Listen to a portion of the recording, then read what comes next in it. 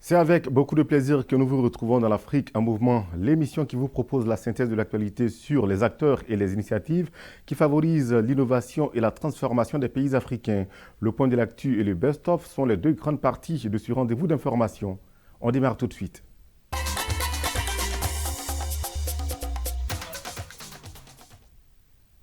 Bienvenue, si vous nous rejoignez, Abidjan a abrité un atelier sur la gestion des ressources de la sécurité en Afrique.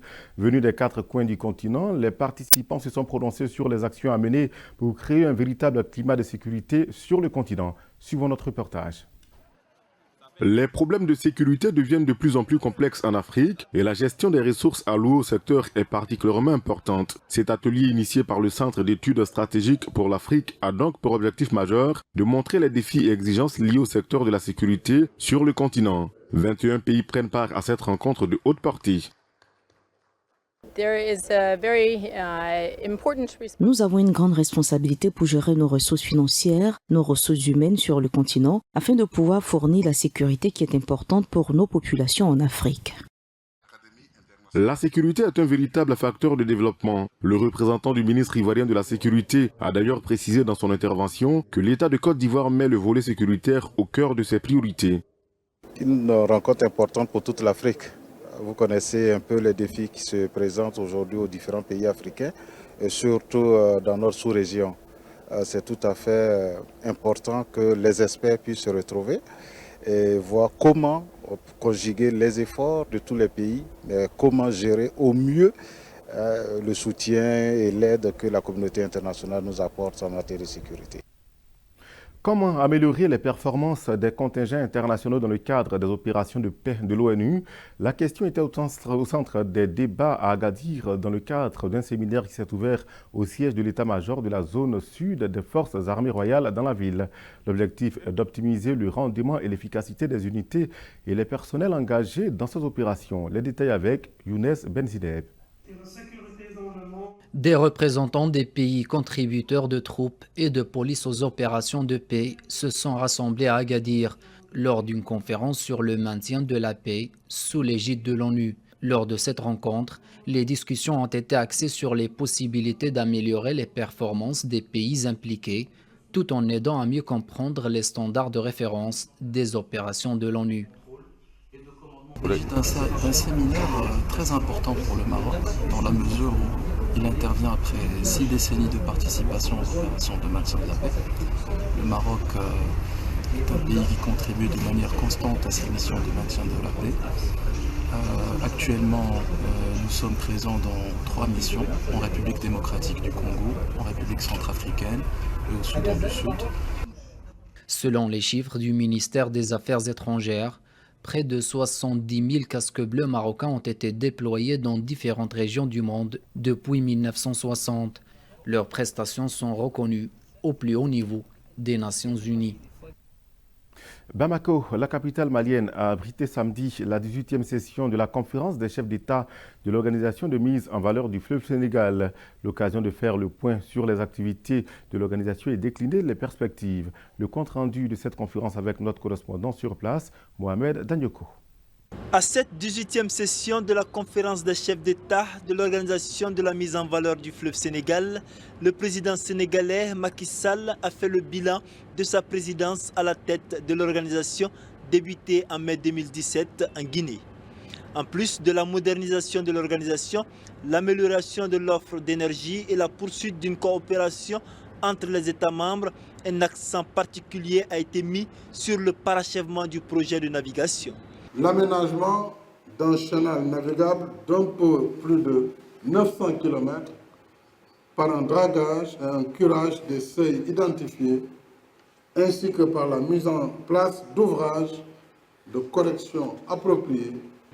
Satisfait des résultats engrangés dans les domaines de la fourniture d'électricité, de l'aménagement des terres le long du fleuve et le développement de microcentrales hydroélectriques, le président malien s'est particulièrement réjoui de l'idée que les différents pays membres de l'organisation pourront être reliés par le bateau.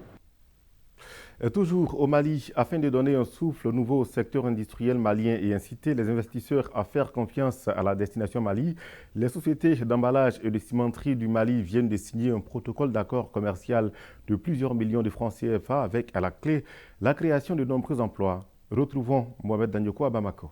À partir de la signature de ce protocole d'accord commercial, la société MSC va fournir chaque année 9 millions d'emballages à la société malienne de production de ciment Diamond Cement. Ces deux industries de droit malien ont décidé de travailler main dans la main afin de donner un souffle nouveau au secteur industriel malien durement affecté par les effets de la crise sécuritaire. Diamond Cement, parce que c'est une entreprise de citoyenneté. Ils ont montré déjà qu'en nous donnant la main, on peut aller ensemble. Comment vous voulez comprendre qu'on va produire le ciment au Mali et que l'emballage va venir dans d'autres pays ou d'autres continents? Or, nous avons le savoir-faire. Créé pour favoriser la production locale du ciment, Diamond Cement, grâce à son activité, a permis de faire affluer vers le Mali d'autres entrepreneurs, comme c'est le cas de la société d'emballage qui devient son fournisseur officiel. À L2, ces entreprises de droit malien créent 2800 emplois directs et indirects et investissent plus de 90 milliards de francs CFA dans l'économie malienne. Au Sénégal, la deuxième édition du sommet annuel des Transformers s'est ouverte lundi dernier au Centre international de conférence de Diamniadio. L'objectif est la recherche de solutions novatrices pour des villes durables, sûres et résilientes à travers la science, l'innovation et la technologie.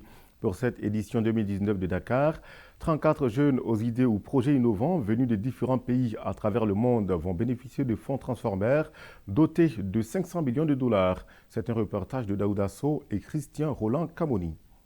Ils sont autorités publiques, décideurs, partenaires techniques et financiers, entrepreneurs, tous réunis pour une cause, la promotion et le financement de l'entrepreneuriat numérique. L'initiative est de la Banque islamique de développement. Le monde entre dans sa 4e révolution industrielle. Ainsi, nos pays membres devront faire face à de nouveaux défis et nous ne pouvons pas les surmonter avec notre façon traditionnelle de penser. Nous devons penser différemment et agir différemment. Pour sa deuxième édition, le sommet des Transformers s'est tenu au Sénégal, une première après la toute première édition accueillie par le Royaume-Uni. Un choix salué par le président sénégalais qui appelle à des projets durables. Que la BID, Banque islamique, facilite l'échange d'expériences et d'initiatives sur les meilleures pratiques en matière d'innovation dans les politiques publiques urbaines. Cette exposition avec 20 pays déjà montre que vous êtes sur la voie. Le sommet annuel des Transformers s'engage à aider les pays membres à atteindre les objectifs du développement durable. À cet effet, l'accent est mis sur la science, la technologie et l'innovation. En Tunisie, le salon du chocolat est de retour au grand bonheur des plus gourmands. Après une première édition à succès en 2018 avec 10 000 visiteurs, les organisateurs n'ont pas voulu priver le public de ce rendez-vous gourmand, mais aussi instructif, car les recettes auxquelles on pourrait incorporer du chocolat peuvent surprendre. Et c'est ce que nous allons voir dans ce reportage à signer Najwa Bicha. C'est un olivier, mais en chocolat.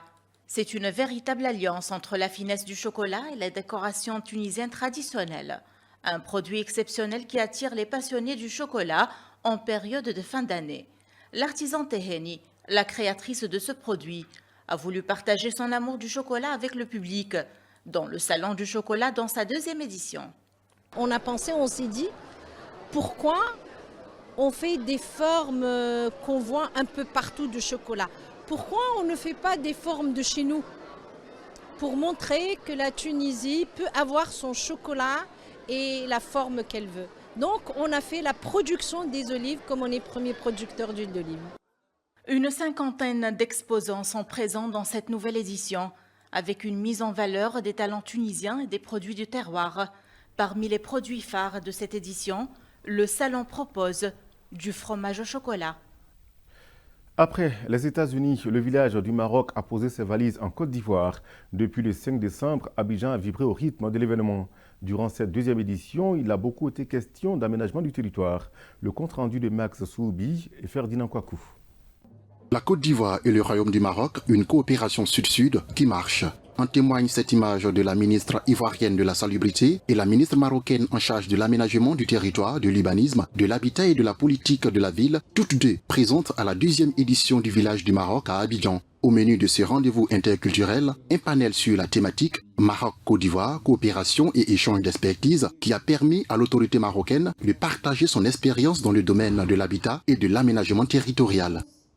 Sa Majesté le roi Mohamed VI a bien donné l'élan et la feuille de route pour mettre en place toutes ces réformes, notamment la réforme concernant la régionalisation, la déconcentration, toutes ces réformes et aussi le nouveau modèle de développement. Toutes ces réformes nous permettront d'être beaucoup plus efficients dans la planification stratégique à l'échelle des territoires. Cette lagune sur laquelle nous pourrons donc surfer, voir nos jeunes surfer avec une belle marina, l'ouverture d'une embouchure de Grand Bassam qui viendra consolider tout cela, c'est ça, le résultat d'une belle amitié, donc d'une coopération forte et dynamique entre deux pays africains. La 2e édition du Village du Maroc a pour thème emmener l'âme du Maroc dans le cœur d'Abidjan, une âme déjà bien présente dans le cœur des Ivoiriens.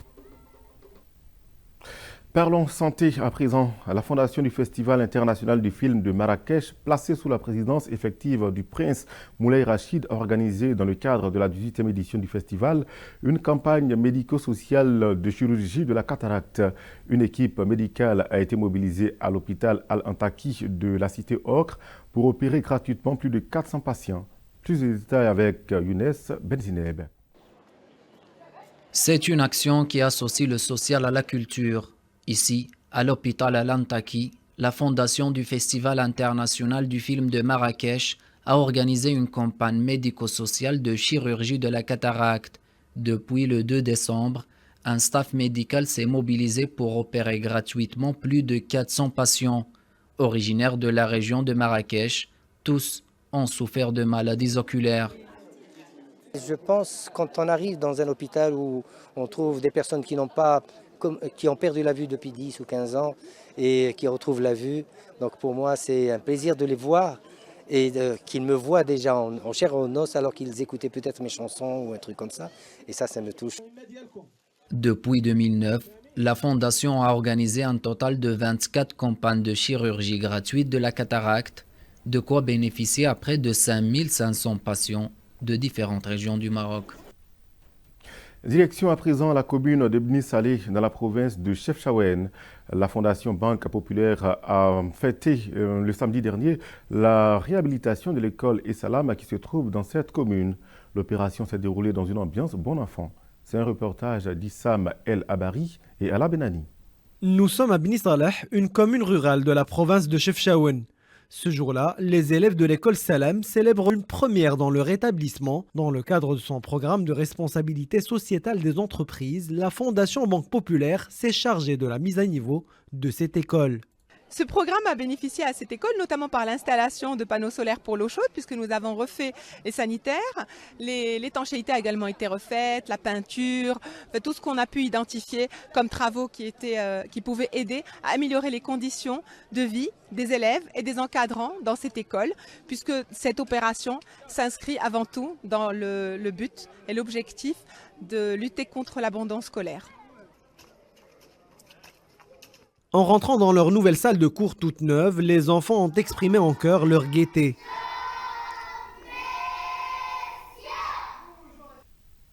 Le Mali a abrité la Biennale africaine de la photographie. 85 artistes y ont exposé leurs clichés.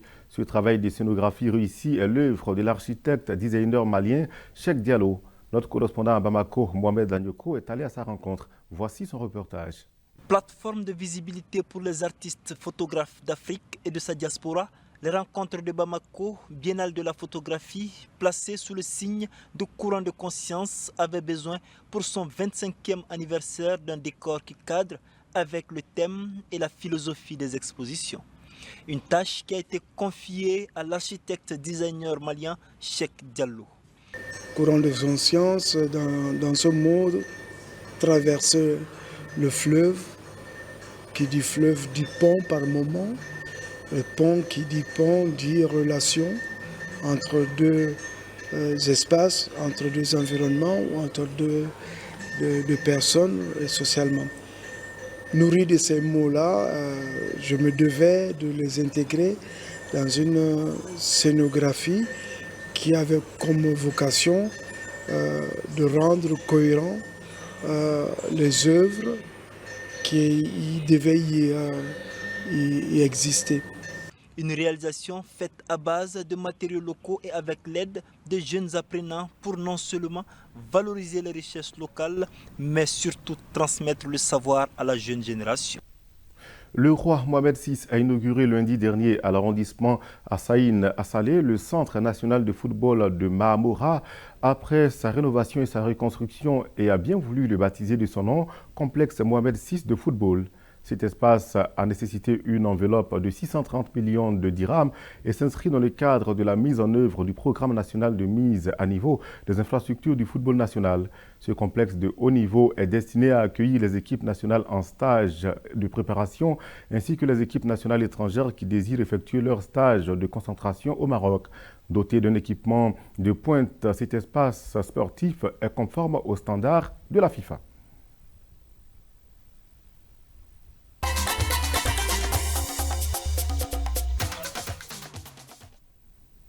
Nous entamons la seconde partie de notre émission avec Africa Tech, le rendez-vous des technologies sur Midi 1 TV Afrique. Au Sénégal, le Dakar Digital Show a regroupé pendant 3 jours entreprises, start-up et acteurs majeurs du digital le 4 décembre 2019. Une rencontre qui a servi d'un cadre d'échange aux principaux acteurs de l'écosystème digital local et international afin de créer des synergies et partenariats ayant un impact fort sur la vie économique et sociale. Le reportage de Fatou Cissé et Christian Roland Kamouni. C'est le rendez-vous incontournable dans le développement du numérique au Sénégal. Lancé il y a 4 ans par le leader des télécommunications du pays, le Dakar Digital Show regroupe pendant 3 jours entreprises, start-up et acteurs majeurs du digital.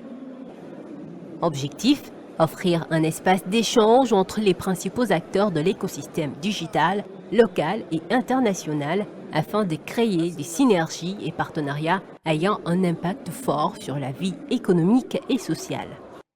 Cette année, l'événement s'est déroulé au centre des expositions de Diamniadio, une ville où l'État sénégalais souhaite implanter la première Smart City du pays. Et ce ne sont pas moins de 3000 participants et 45 exposants qui y sont retrouvés autour des tables rondes, conférences, ateliers et démonstrations organisées pour l'occasion.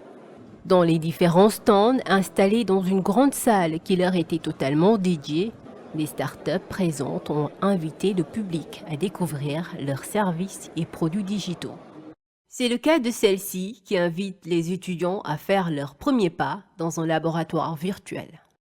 La solution qu'on propose ici s'appelle OnLabs, qui est une application qui simule un laboratoire en réalité virtuelle, qui te permet de faire des expériences en physique, chimie et biologie. Ça permet de pallier au manque de laboratoires dans les écoles scientifiques, dans les écoles au Sénégal, en Afrique et un peu partout dans le monde. Dans un autre stand, la mode africaine fait sa révolution avec cette plateforme digitale qui permet aux designers de booster leur créativité et d'interagir avec des tailleurs du continent. C'est le fruit d'un travail de recherche et développement de 2 ans qui nous ont permis de mettre en place cette application mobile qui, en clair, est le Uber du designer. On met en place un système de dématérialisation du choix des modèles, du choix des motifs, et l'utilisateur donc customise son vêtement et puis le poste, comme si je postais un appel d'offres. Et puis les tailleurs sénégalais ou africains ou du monde entier, afrophiles, vont se mettre à répondre à la demande du client sur un système d'enchères. Bâtir une nation start-up était le thème de cette 4e édition du DDS. À l'issue de celle-ci, les participants se sont donné rendez-vous l'année prochaine pour promouvoir l'innovation technologique et accélérer la transformation digitale en Afrique. Dans Croissance verte, on parle de traitement des eaux usées au Sénégal. Depuis quelques années, plusieurs quartiers de la capitale sénégalaise sont touchés par le phénomène du déversement d'eau usée en pleine rue ou du retour de ces eaux dans les maisons à travers les canalisations. Les structures publiques, à travers l'Office national d'assainissement et des structures privées, prennent des dispositions tant bien que mal pour assainir la ville dakaroise et ses environs. Reportage Daoudasso et Bachir Boudian.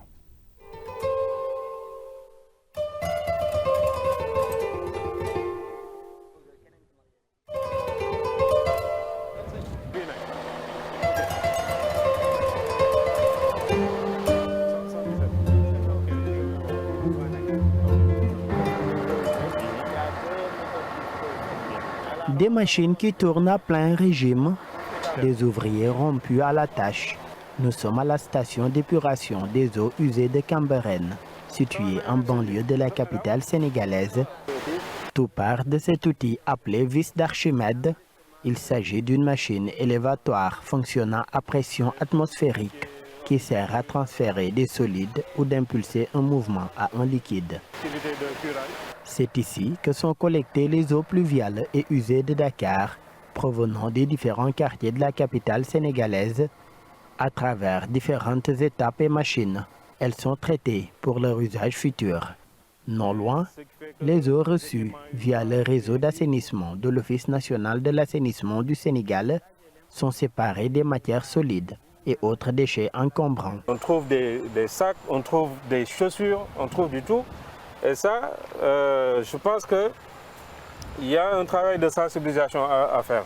Ce changement, c'est ce que cherchent à impulser les autorités de l'Office national de l'assainissement du Sénégal à travers différents projets et programmes. L'État du Sénégal finance la question de l'assainissement à hauteur de 300 milliards de francs CFA, soit près de 5 millions d'euros. Je donne seulement deux exemples qui sont très importants. Je vous ai parlé tout à l'heure de l'émissaire de Cambérène qui reçoit 35 000 m3 jour, qui a une capacité de 20. Nous avons un financement de la Banque islamique de développement qui va permettre de passer la capacité de traitement de 20 000 à 90 000 m3 jour. Sur une période de 50 ans, nous serons couverts. Donc ça va permettre un traitement des eaux usées. Vous avez l'important projet qu'on dit emblématique de la Bédane, également qui va permettre de traiter tous les rejets industriels. Voilà, je pense que ça, c'est deux projets phares. C'est la fin de cette émission. Merci de votre fidélité à Midi 1 TV Afrique et bonne suite des programmes sur nos antennes. À très bientôt pour un autre rendez-vous de l'Afrique en mouvement.